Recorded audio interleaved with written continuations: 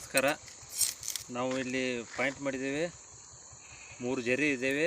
ಅದು ಒಂದೊಂದು ಜರಿ ಎಷ್ಟು ನೀರಿದೆ ಅಂತ ಈಗ ಚೆಕ್ ಮಾಡೋಣ. ಇದು 1ನೇ ಜರಿ.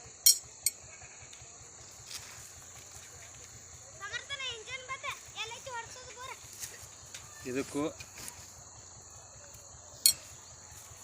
1.5 ಇಂಚ್ ನೀರಿದೆ ಈ ಜರಿಗೆ.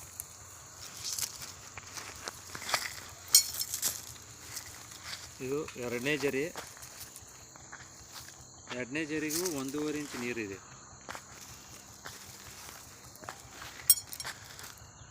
ಇದು 3ನೇ ಜರಿ.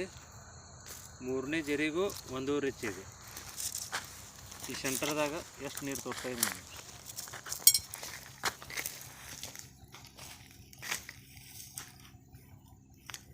ಅಂದರೆ ಇದು 4.5 ಇಂಚು ನೀರು ಇದೆ.